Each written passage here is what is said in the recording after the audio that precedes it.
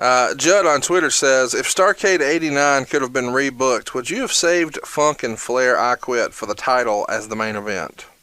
Starrcade 89. What was the main event of Starrcade 89? You know, I should know that, but I don't right off the top of my head. It feels like when Crockett bought it, it started to, I mean, when Crockett sold, Starrcade kind of started to become not nearly the big event that it was before. Yeah. Let's see. That was the Future Shock show. So the main event was Sting defeating you in the main event. I guess it was like non-title. There was like a tournament, if I remember right. And so like Luger wrestled Muta, Sting wrestled Muta, you wrestled Muta. Oh, the Iron Man thing. Yeah. It was like multiple matches. Yeah. And you guys were all on a stage won at the beginning of the show. Yeah. And then Sting won in the end. But so the concept is, do you think it would have been better, you know, coming off that really hot feud that you had with Ricky Steamboat, and then you guys did the Clash of the Champions with Funk? Should you have maybe strung that out and then had the year kind of culminate with you and Funk? I don't know. I mean, I didn't anticipate that being. You know, it's funny. Terry and I have had much better matches than that, but that one gets a lot of attention. Does that make sense? What do you think your better match was? Is it something that would be readily available that people could go look up, or are you saying just on house shows and stuff? No, I'm just saying on house shows, yeah. Okay. We didn't wrestle,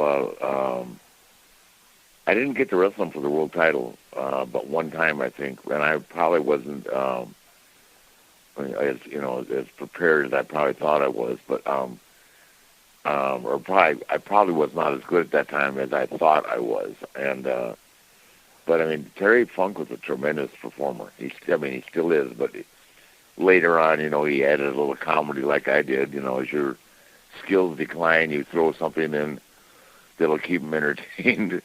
But he's a phenomenal performer. And I mean that turned out to be a great match, and I'm not sure why people are like it that much, but you know, I think it's just the fact that we work so hard together. He let me pound it. He lets me chop the crap out of him, man. And people are going, geez, that's got to hurt. It does. But he doesn't care. He's just crazy. Terry's crazy. We had him on the show. You know he is. Oh, he's phenomenal. But, you know, like the nicest man you've ever met. And it's just hard to imagine that, you know, his most famous piece of work towards the end of his run was the super hardcore stuff that you just wouldn't imagine. Well, he's put his body through hell, too, and he's still out there running around doing stuff. So yeah, he just wrestled Lawler towards the end of the year last year in Memphis as, like, their final stand, which is crazy to think that, you know, those guys 30-something years later are still getting after it. Yeah, no, I know. Well, Jerry works all the time now still. Even I asked him about the heart thing, and it appeared out was just a one-time deal, and he's fine, so... But he stays busy and he likes it.